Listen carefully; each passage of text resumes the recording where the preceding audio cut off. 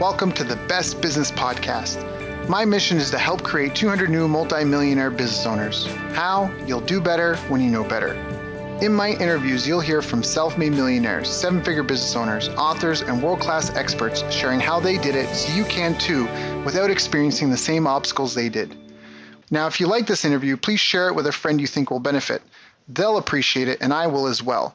You can also connect with me on social media. Look for Daryl Urbanski, D-A-R-Y-L, Urban Ski, U-R-B-A-N-S-K-I, and add me so we can be friends. Now sit back, relax, and enjoy what I've prepared for you right here, right now. Hello, everyone. Thank you for joining us. My name is Daryl Urbanski, your host as always, and today we are joined by Rocky Lalvani, the millionaire next door. He started out with basically nothing as his parents immigrated to the United States when he was only 2 years old. At the time, his dad was 42. It was their second big move in life, and they were starting over yet again to create the American dream. In spite of a lot of struggles and his mom passing away when he was 7, he has been able to achieve financial success. And Rocky wants to share all he has learned along the way so others can achieve their success much faster. His focus is on helping people to know their purpose and then bring balance to their health, wealth, time, relationships, spirituality, and overcome those voices in all of our heads that prevent us from reaching our full potential. So Rocky, thank you so much for joining us today. It's an honor and a pleasure. How are you doing? I'm doing wonderful, Daryl. Thank you so much for having me on the show. It's my honor to be here. Yeah, it's an honor to be able to share some mind space with you and be the one that gets to actually talk to you. I mean, it sounds like quite a fascinating journey. So your family came to America. Were they business-minded people, entrepreneurs? What was the drive to come? Like, why America? Why then? Why not anything else? I think they believed in the American dream. They saw it as a place where anyone could have success. Mm-hmm. And I think it was around that time that a lot of my dad's friends were kind of coming to the United States around the same time. Mm-hmm. So my mom's sister had come maybe a year or two before, and my dad's brother had come a year or two before. So they had some people who had kind of taken the first steps. And I think they just saw more opportunity in the United States than they did back home, and the ability to create a new life. And so they picked up again in the second time in their life, and they said, let's go. Got it. And, at that time, when they immigrated, you were only allowed to bring $25 with you. So that's kind of what they started out with. They had a little bit of friends and family here, but we started off with basically nothing and living in the not so great places, and just continually over time, everyone just continued to work hard and build and create success. Now, did they have any trades? Like, was your dad was he a carpenter or a leather, worker or what? So technically my dad, when he left, he was a pharmacist. They owned a pharmacy there. Mm-hmm. But when he came to the United States, his pharmacy license was useless. Right. So he kind of went back to school for, he didn't actually, I don't know why he didn't go back to pharmacy school. Mm-hmm. He went back to school just to get a degree. Mm-hmm. And my mom was a teacher back there. So she came here and she ended up finding a job as a math teacher in a Catholic school. Oh, good. And so she kind of got started with that. And my dad found a job in a company. And then I guess it was probably about 4 years later that my mom passed away. Right. I'm so sorry. And I was still pretty young, so I don't understand all of the things that went on there. Mm-hmm. And my dad wasn't a risk taker. And so I think that's why because he pretty much stayed in the same job that he had then all the way through till when he retired. Got it. Well, I think when you've got a kid or a family, coming to America was probably a big enough risk. So, I mean, I don't know him. I can't really speak for him. It sounds like quite a struggle, though. So you do have, I know you say he wasn't quite a risk taker, but again, changing countries is a bit of a risky thing to do. So, but it doesn't sound like there's a lot of entrepreneurialism. So what's your background? Like, what were some of the biggest challenges you faced? I mean, growing up without a mom, being an immigrant in the United States, which if I understand correctly at the time, people could be judgmental, Yes. You know what? And I think our parents always had pride. Mm-hmm. And so there may have been comments made here and there, but it was never something that flowed down to the kids or to me or to like any of the family around. It was like, we're all successful people. We're starting over. And literally, within a very short period of time, they continually moved up the economic ladder. That's so excellent. Even though he didn't do tremendous, all the people around us did successful. And I think as you look at the flip of people around us, there were people who work for companies, there were engineers and business people, there were entrepreneurs in the group, there were doctors in the group. So it was a wide variety of people who had been successful in their home country, but were now starting over. So they already had the success mindset. They had already moved once in their life, because where we were from originally ended up, when they were young, was a war-torn area. And so they had to leave and start over that first time.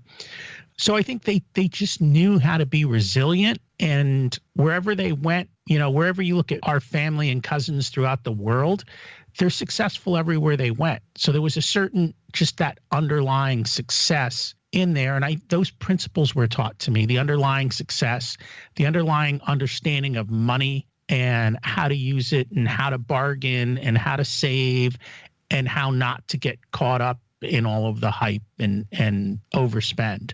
So those principles and those things were all core values there. And so even though I grew up different, I think we just had instilled in us a sense of pride. And so we didn't feel that there was a need to be pitied. We just knew that you were just expected to succeed. That was just kind of the way it was. And we were always told, the world is yours. Go do what you want. Yeah, that's a powerful statement. I really want to emphasize that too, because people listening, they might be like, yeah, you can be anything, be all you can be. I've heard that. But the reality is everybody listening to this, we're fortunate enough that we're humans. Like, I have a dog and I love this dog so much, but my dog will only ever do the handful of things a dog does unless I train and coach her to do something different. Left to her own devices, she would only ever just do those things. So yeah, you might be able to teach a dog to whatever, do a funny trick. But a human, you can decide any point in time, any day, I want to be an astronaut. I want to scuba dive. I want to learn ballet. I want to learn how to do a backflip. I want to get in the best shape of my life. I want to learn a new language. I want to create something that's never existed before. Like, we literally get to shape we are amazing. And this isn't some wooey woo foo woo. If you think and wish and attract it, it comes. Like, you just can go out and get it in the world and build it and work towards it and make it happen. And it's just so powerful, and people just don't use it. It's like everyone's got the power of the universe in their back pocket, and they just kind of sit around watching The Simpsons, and anyways, I just want to emphasize that. I don't want that to be lost on people, because what you said is really, really true. And it sounds like a really healthy environment you grew up in. It was. I was lucky. And I agree with you entirely. And more so, the world has dramatically changed since I was little, because back then, to be able to do what you're doing right now was impossible. Right. And now it's possible. The ability to promote yourself, to create a brand, and to do it with next to no money. Yeah. And to do it worldwide has never been possible like it is today. So there are no excuses. Yep. Yeah. So what are some of the mistakes you see people making with their money and in their goals to achieve financial freedom? Like, what are some of the big myths or just major faults people have in their behavior and relationship with money? So I think it comes from a couple of different standpoints. Personally, people don't save. They blow all their money. And I can't tell you how many stories I've heard, even high income earners, business people who are generating well into the 6-7 figures who have no money. They blow it all. They're chasing some dream. They're spending it all on stuff trying to impress people. And it's just not good. Yeah. From a business owner standpoint, I think my biggest eye-opening thing was that most business owners don't focus on the numbers. And I was shocked at that. I always thought, oh, this guy's a business owner. He understands his numbers. And the amount of business owners that actually do that are very small. And I think that's why so many small businesses go under, because they don't focus on their numbers. They don't know what their profit margins are. They don't know where the money is coming and going from. And if you don't focus on it, you're never going to control it. And I understand for many business people, you are much more interested in whatever it is that you do and that you do well. And there's nothing wrong with that. But you've got to either build the systems or get help that will help you focus on your numbers. And you've got to have excellent people who do that, because too often than not, even the people you might hire don't focus on the numbers. Right. Yes. There's some really powerful things in that. Let's unpack that a little bit for the listeners so that doesn't go over their heads. So the first thing is the numbers. That is so important. I just have a new client I've been working with now. The holidays just came and went. And they have a couple of different software companies, one doing about 4 million a year, 3 doing about $1 million a year. And they have, fair sized marketing budgets. And they had a campaign and they were buying customers for about $40 per sale, which is okay. And they have a $47 per month subscription program is the second lowest tier that they have.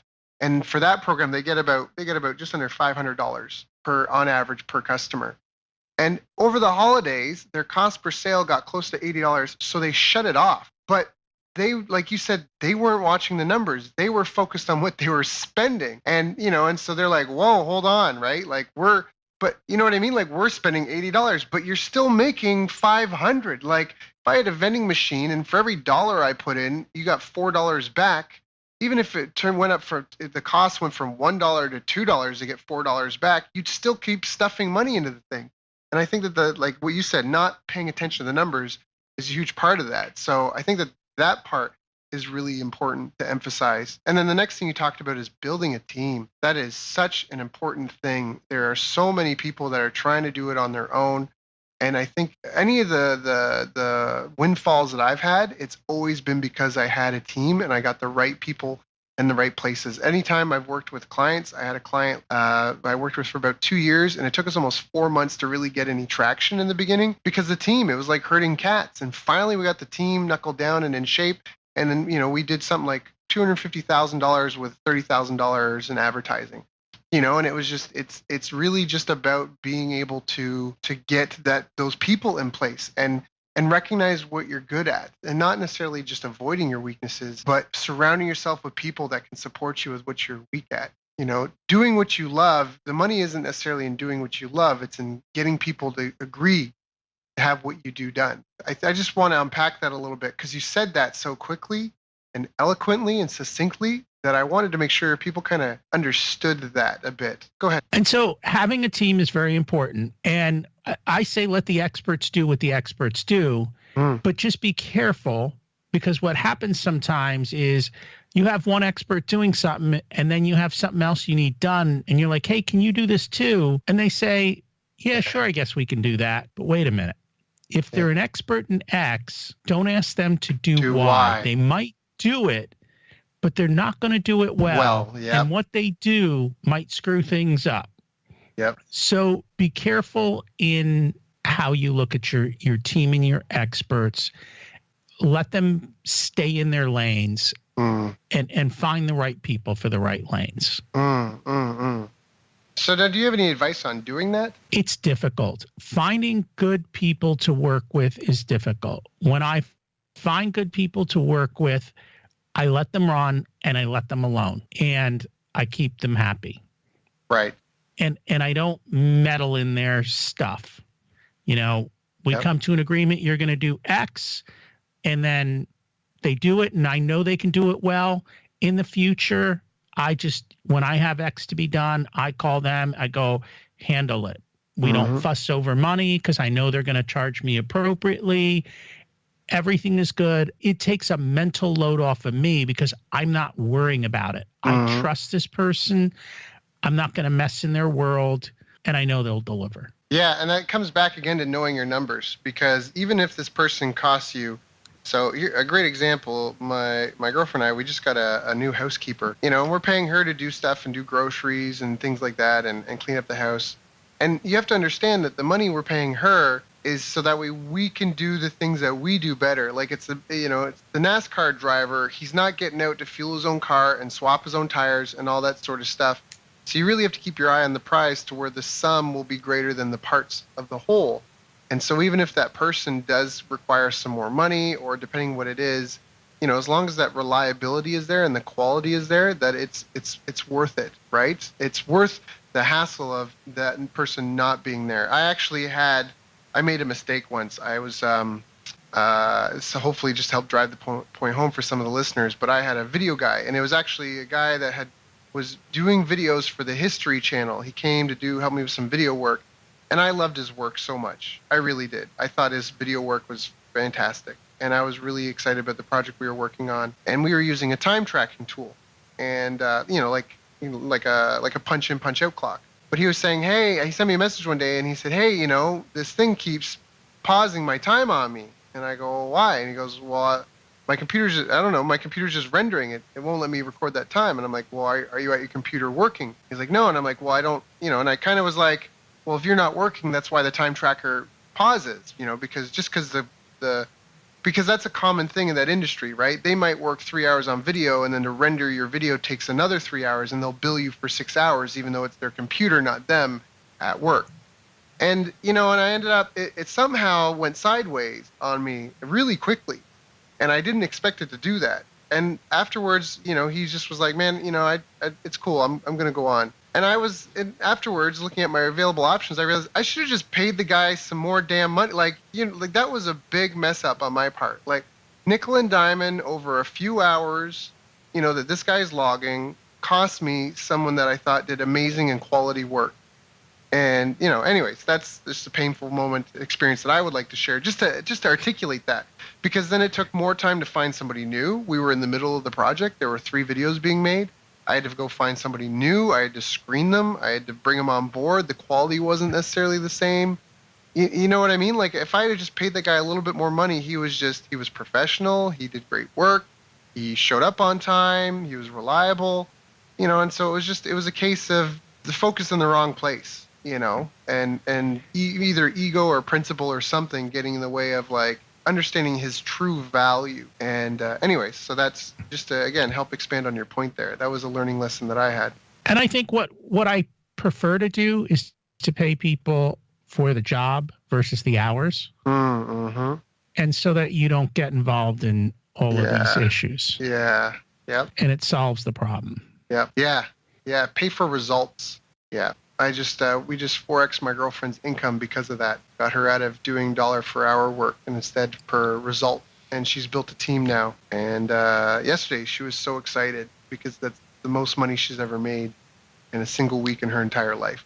And she was just doing this happy dance. And when you get your oil changed your car, these days it's like $60 to get your oil changed. It takes them 15 minutes to do. You go get a teeth cleaning at the dentist in Canada, I think. Last time I did, it was like $120. I wasn't even in there for a full hour. But you're paying, it's that story of the guy, his furnace breaks down, and he calls the repair guy, and the repair guy shows up and comes in, goes down the furnace, and he's like, oh, this is the problem. He takes out his hammer and knocks on the furnace a couple of times, and the thing just starts right up. And the guy, Joe's like, man, that's amazing. What do I owe? And he's like, oh, I'll send you the bill in the mail. It's like, oh, okay. And, Joe, and the guy leaves, and Joe's all waving at the door. And then he gets the bill, and it's $100, and he calls the guy to complain. He goes, hey, what's going on? All you did was knock my furnace with a hammer. What's going on? And it was a really cold day that morning. It was a super cold day. And Joe, like, oh, sorry, let me itemize that for you. And so then he gets a new invoice in the mail, and it says, hitting your furnace with a hammer, $1. Knowing where to hit, $99. Absolutely. You pay for what you get. So moving beyond that then, what would you recommend anyone that's starting out or struggling right now that has no idea how they could afford to hire someone, that maybe just feels a little lost?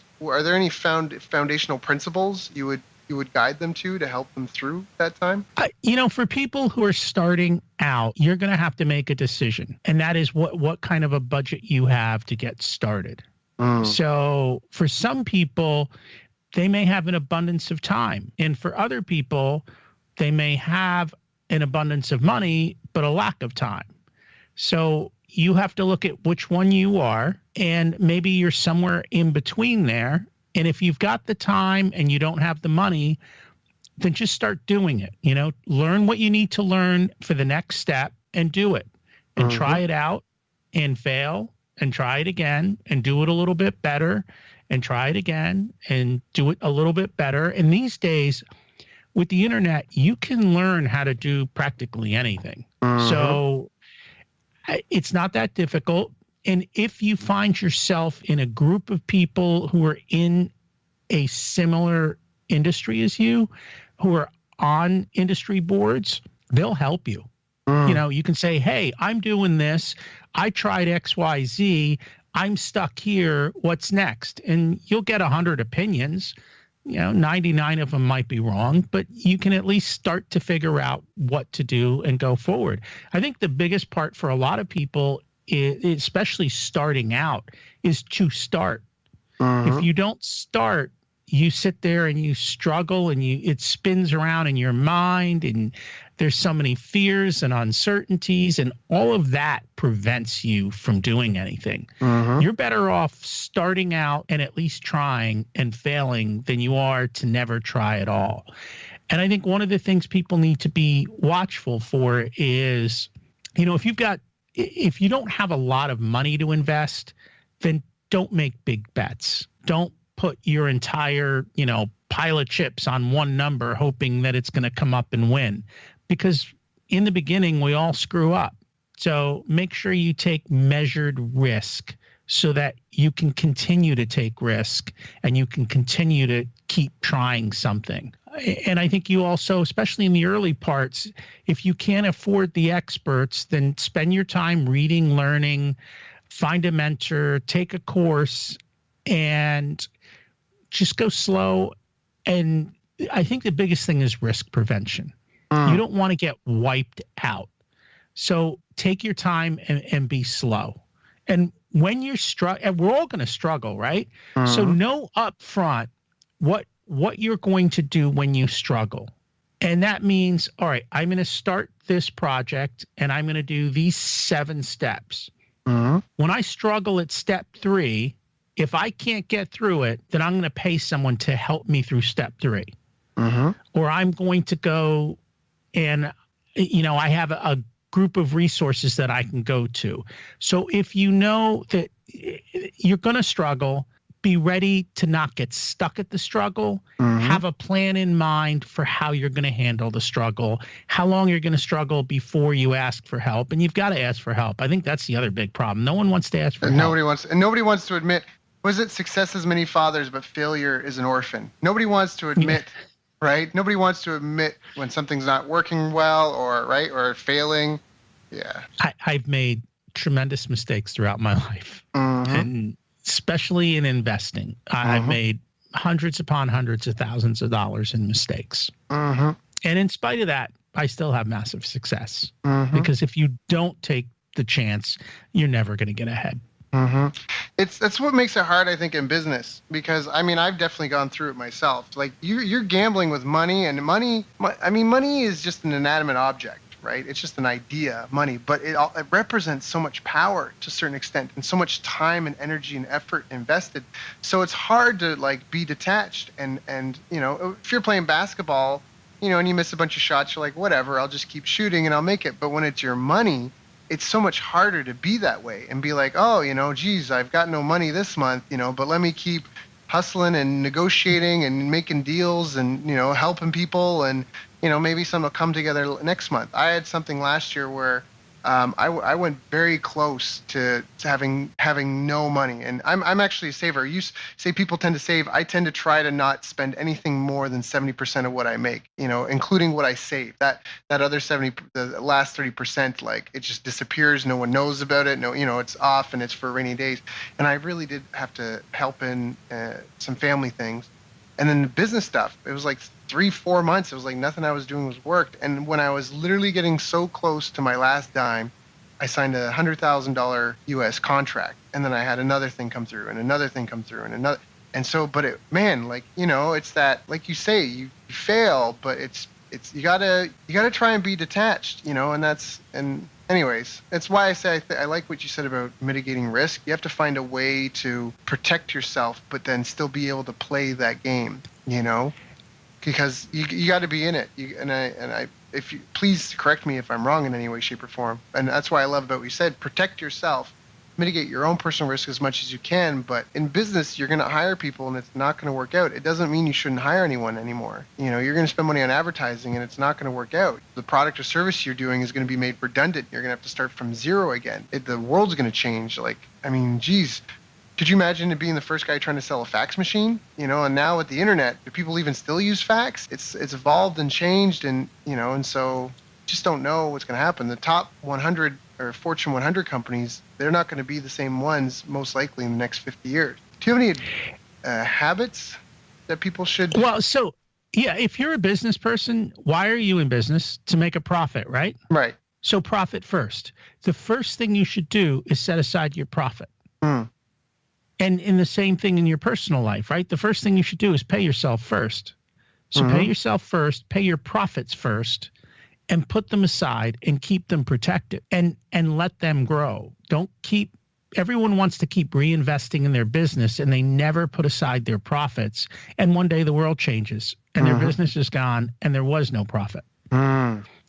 So if you do that up front and you keep building it, then when the hard times come, you have this giant bankroll on the other side. And that's your ability to weather the storm. To step in and change your family's, the direction your family's going in, or And I mean, I can't tell you how many small businesses I hear that something happens in the owner's life. Either they get sick, a family member gets sick, something happens, and the whole business falls apart.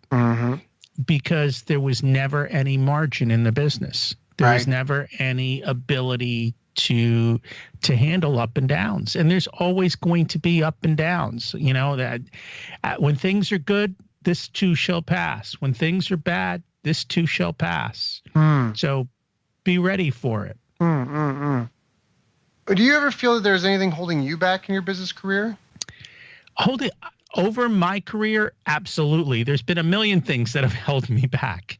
And it's a lot of what we talked about. I think one of the biggest ones was the fear of getting started. And it wasn't even so much the fear of getting started. It was like, well, what should I do? I want a business. What am I good at? And just spending so much time struggling with what I could do. And it's kind of funny now because one of the business ideas I had was literally back when I was in college. And I grew up with the age of the PC coming to be. And so I was one of the first people as a kid, I knew how to use Multimate, and Multimate is Excel today. I mean, it's precursors to it. And I was in high school teaching accounting departments how to use this electronic spreadsheet because I used to do everything by hand. Right. And so my business idea was like, you know what? I could just build spreadsheets for people. Right. And I never did it. I always thought, who's going to pay me? Ooh, this, ooh, that. Just a couple of months ago, I was reading in the Wall Street Journal how all of the biggest corporations in the world are sick and tired of the fact that all their numbers are being done on Excel because none of their business systems can do anything. And they've got these people who pull all the data from all their systems into Excel spreadsheets and provide them the answers they want. Yeah. I'm like, oh my God, that's my natural talent. Yeah. And I never did that. And I just started. I would be that, I'd probably be the guru of that business because it was, so not starting, not seeing opportunity, not taking a risk, not continuing through the dip. I mean, I think everyone thinks they look at success and they go, oh, that guy's successful. That was so easy for him. Right. Everybody spends 10 years, if not more, in the grind before they have success. And I mean, they work hard and they put effort in and they are focused. And so you have to do those things. Yep. So what were some of the biggest challenges in your business career? I think, some of the things I've talked about, not getting started, the fear, not thinking I had to do it all and not letting go. Now I have teams. Now the rule is I don't do it all. Now I pay people to do stuff. So I think it's all those little mindset things are what kind of helped me back. And then learning to let go. So I'm going to put my work out there. Maybe it's going to succeed. Maybe it's going to fail. I have a podcast. Maybe someone's going to listen. Maybe they're not. But I'm just going to keep I'm going to keep showing up, doing my best, and every day making myself one little bit better, learning one more thing, trying one more thing, and just taking the next step. So I love what you said there, because you said you're going to finish it and then let go. Because I think there's a lot of owners and just even creators who, it's constantly a work in motion. It constantly could be tweaked. This needs to be improved. This isn't that great. This, right? There's all these little things. So you say just let go. Do you know what I mean? Is there like a code freeze that you do in your head? Like, all right, this is now done. I have to put it out there. You know what I mean? Like, can you speak to that a little bit? Like that desire to be a perfectionist? Can you speak to that? Does that impede you? Sure. Is that an asset? Well, I think in the past, and I think a lot of business owners are perfectionists. It has to be perfect before I let it go. And it doesn't have to be perfect. And I think that's another mindset shift. I mean, if you look at, we talked about Multimate and Excel and Microsoft, they constantly put stuff out that sucks and then they fix it and then they make it a little bit better and then they keep making it a little bit better. That's what they do. I mean, if you look at Apple and the iPod, I mean, how many iPods were there? Every 6 months, there was a better iPod. That's right. They didn't wait for the perfect iPod. They had what they had. They shipped, they released, and then they made it better. And that's what you have to do. You have to say, I've got to let go. Maybe it's perfect. Maybe it's not. Here it is. And tomorrow, I'll try and make it a little better. Right. Because ultimately, it's hard for us to predict the wants and needs of hundreds of thousands of people. You are one person, or maybe you're a small team of 2 or 3. And until you put it in the hands of your customers who are going to actually use it and hear what they think, you're never really going to be 100% clear on, right, whether it's loved or not, or whether it's fitting the need, or how you could be, how it might break. You just got to put it out there in their hands and then, update it for them, because they're the ones paying for it, right? So to get the minimum viable product up, put it out there, get feedback, just be upfront with people. If you feel like it's not as a finished product, perhaps let them know, like, hey, this is a beta type of thing. Hey, this is just the first version. If you get in early, you get to be part of the process. Just be transparent, but don't limit yourself. Go for sales right away. I think that's a really important thing. Get something together that someone gets excited about, put it in their hands, get them to pay for it, and then, like you said, keep making it better. Come out with new versions. I think that's fantastic advice. Well, and so just from the standpoint of building a digital course, so you're creating a course that you're going to sell on how to do X, Y, Z. If you do it in that fashion, when you build it, the original people who are taking that course are going to show you where the sticking points are. You're going to start to learn where you missed something. And it may not be what you think it is. You might get surprised at the feedback that is provided to you. And if you waited to make it perfect and you put all that effort into it and you miss the mark, how many hours and how much resources have you lost? Instead of saying, here's round 1, give us feedback so we can do round 2 better. Right. Really well said. Really, really well said. So, what was some of the best advice you ever got in your business career? Some of the best advice. I think, and we've talked about this, build a team and let the experts do what they're good at, and don't mess with them. Don't question them. Just learn to let go and be intentional up front when you do that. I think for me, the best example, I flip houses. Okay. And when we began flipping houses, I know how to do everything in that house. I know how to put a roof on. I know how to drop floors. I know how to hang cabinets. I know how to do plumbing, electric, everything. The rule was, I will not lift a hammer.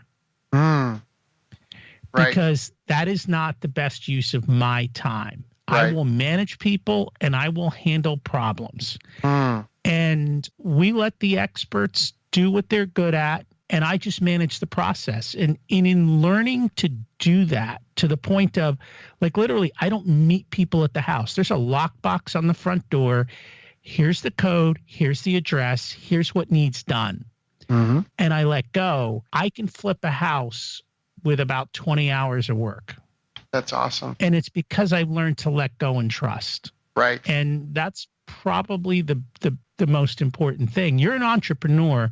Your job is to figure out how to do something, figure out how to do it really well, and then systematize it and let someone else do it. Right. I love that. So we had a previous guest, Brad Martineau. Great interview. Anyone that wants to check it out, definitely go listen, give it a listen.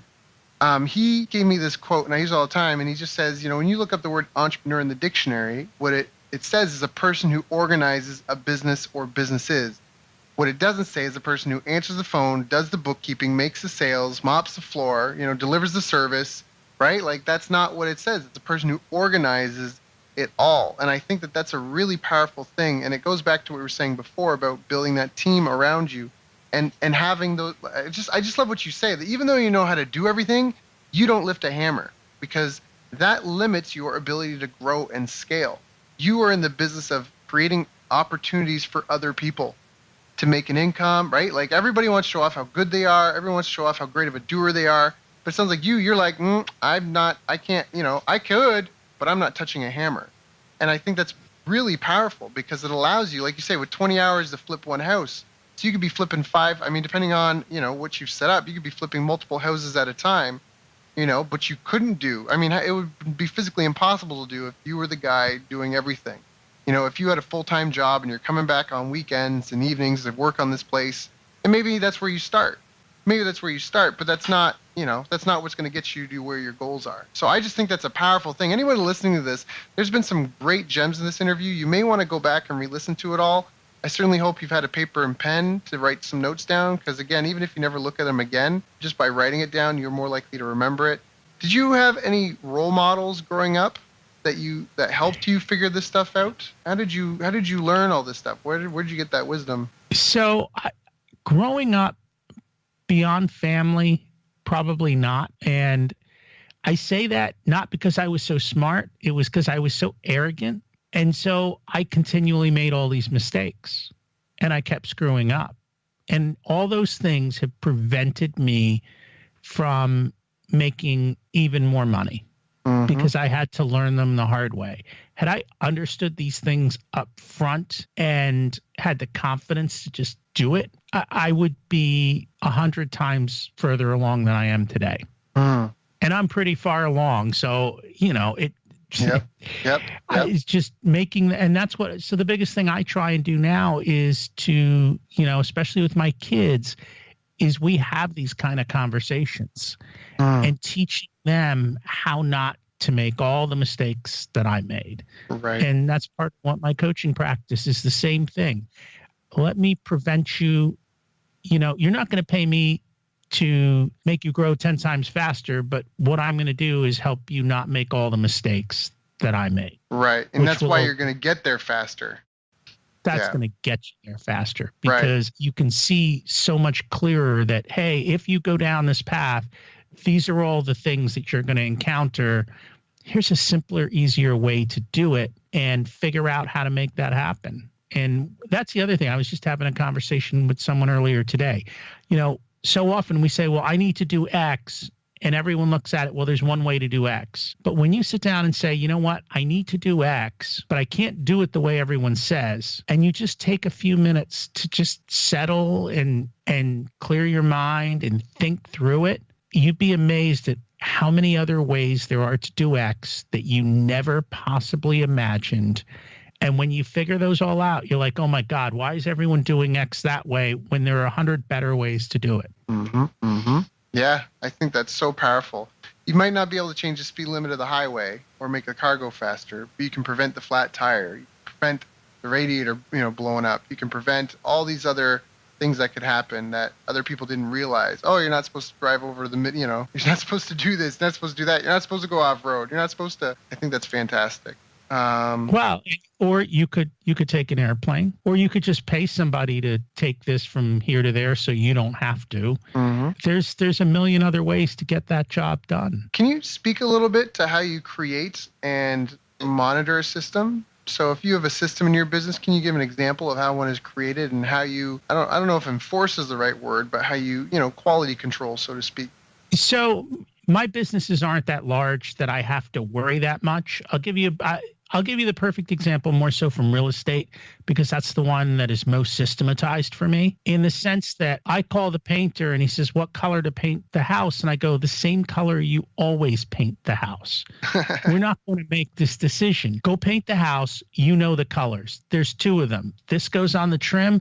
This goes on the wall. When we put appliance packages in, we don't, what should I put? No, it's a standard appliance package. This is what goes in. So we try to remove decisions that don't really matter and make them as simple as possible. Same thing goes, for bookkeeping. This is the way things get logged into the system. And, if you're a small business, and one of the things you can do is to separate your accounts. So separate your personal expenses from your business expenses. Whenever you do a business expense, use a business account or a business credit card, because otherwise things get mixed up. And again, you're losing focus on the numbers. So have those things, or have checklists. If I'm going to do a certain task, even if I'm doing it myself and I'm going to be doing it over and over again, create the checklist, just like an airline pilot, right? He gets in that airplane. He's got a checklist. This is what I do. This is how I do it. And so create a checklist. Like for whatever the tasks you do, especially the ones you don't do that often, but are important. If you do something once a month, have the checklist for once a month. This is the end of the month. I need to review my numbers. Okay, what do I need to do to review my numbers? Should I sit here and think about it again?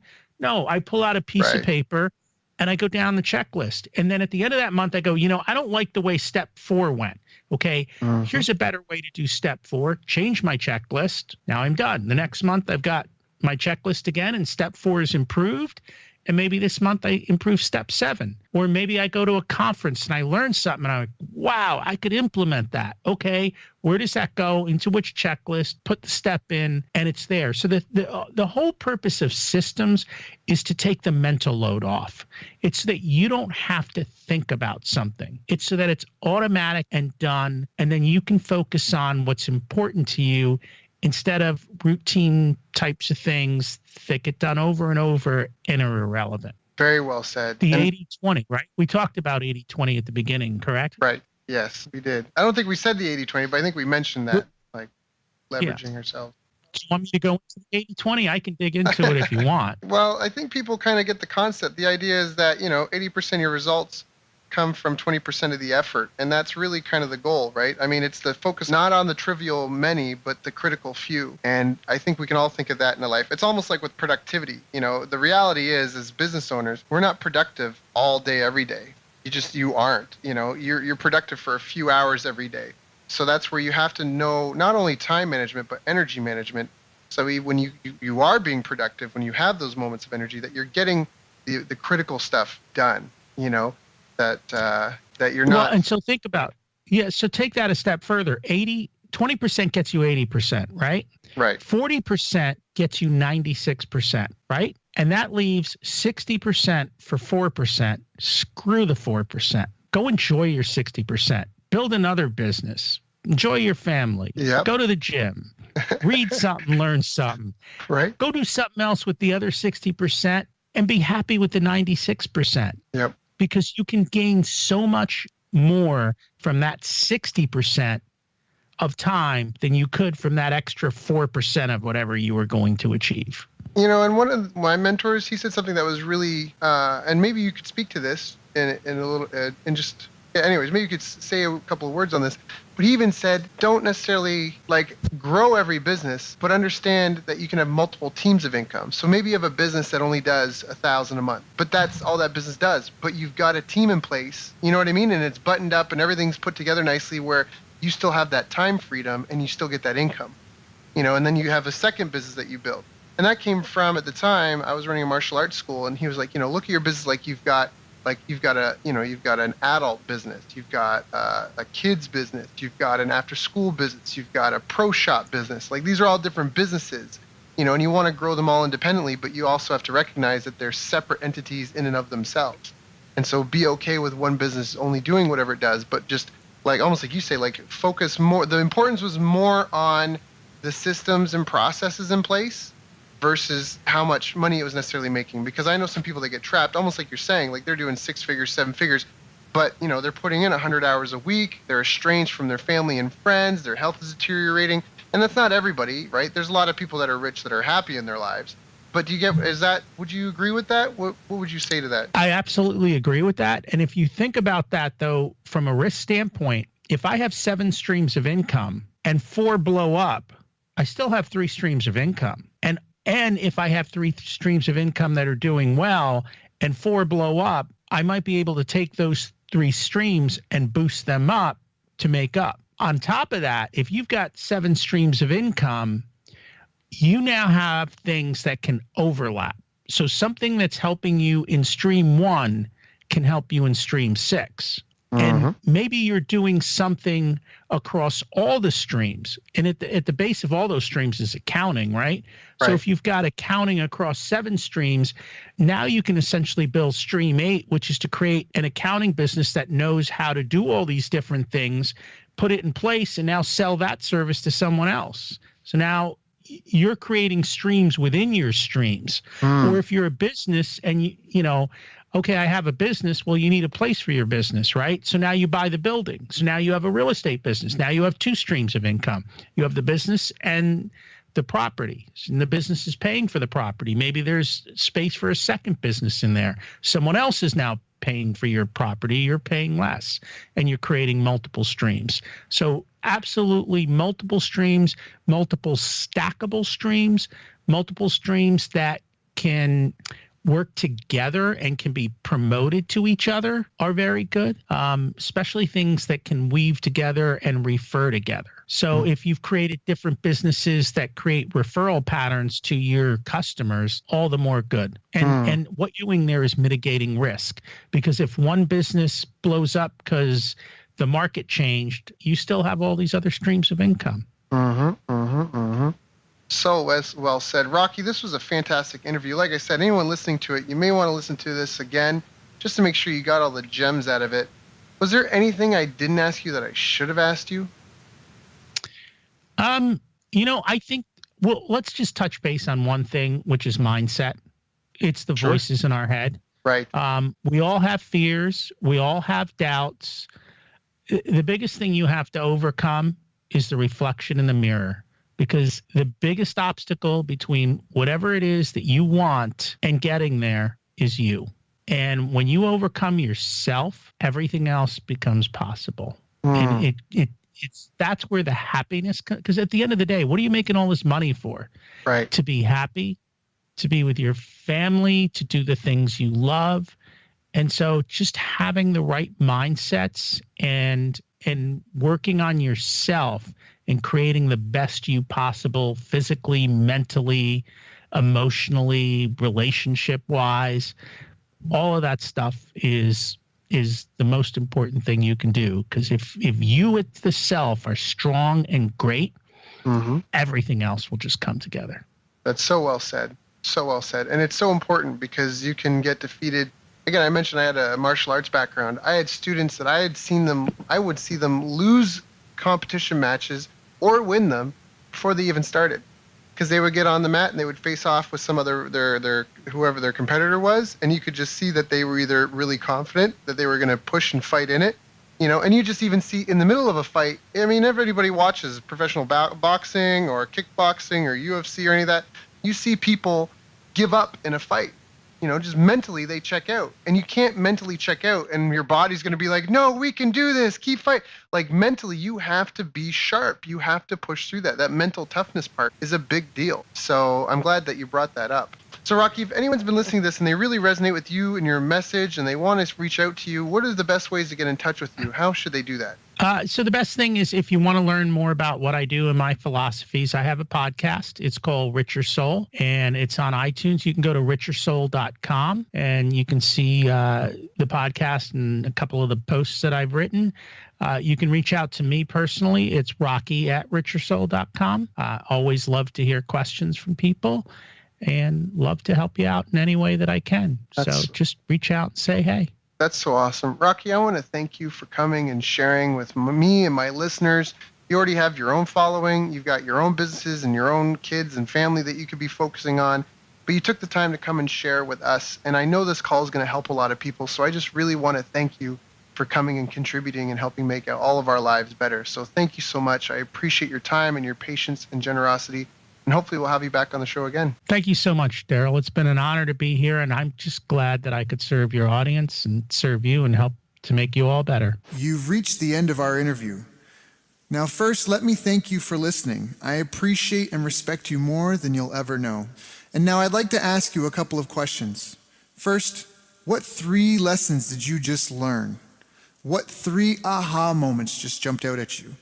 Second, what can you implement for yourself and your business in the next 24 hours?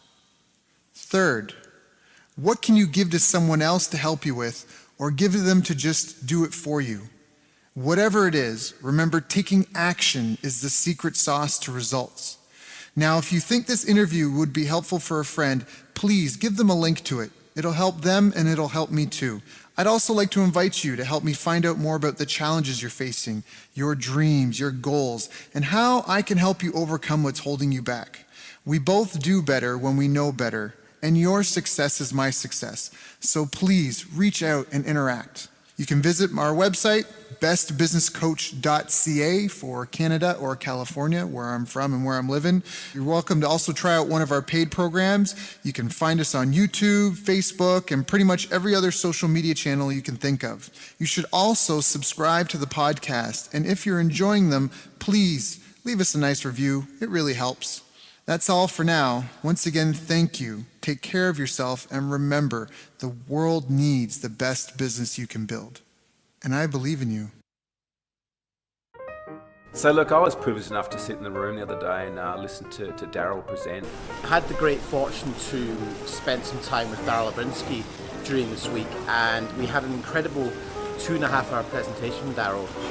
Daryl was amazing. I got so many little nuggets of wisdom. I hadn't heard Daryl speak before, but what struck me from his presentation was he is one of these hidden masters in the internet marketing world who's worked on some pretty incredible launches. Daryl has a ridiculous amount of knowledge. Daryl Abrinsky's presentation was absolutely great. I really loved an incredible knowledge of numbers. He is a very articulate, very knowledgeable, very advanced marketer. Well, he talked a lot about keyword tools and how to research your niche. So it really created a lot of predictability around moving forwards in our business with the marketing and sales aspect, which is so important to any business to really see it grow. Where he walks you through step by step how to judge in detailed form how much money you could potentially make from a market based on AdWords, keyword research, and putting together quite complex Excel spreadsheets. And what I took away from it is not only understanding your niche market, but also looking at and breaking down and going, am I working with the right niche? Is there enough demand there for me to be able to reach my goals? And doing that hard research. There's a lot of gurus out there that present you a lot of the why and the what, but they don't necessarily give you the how. And what I really found with Daryl's presentation, there's no holding back. There was no holding back the screens or the curtains. Like, everything was given to really assist us. His feasibility and due diligence is incredible, and he was able to show us in a really short space of time how to cut through the overwhelm. You're giving us the exact tools that we can use to test something before we even go to start testing it by spending money on it. One of the biggest nuggets that I got out of his presentation was that when people pay, they pay attention, and when people pay a lot, they pay a lot of attention. I just love that. I think that's a great way to look at how to price yourself. And he was a great speaker, lots of energy, and it was really great to spend time with him.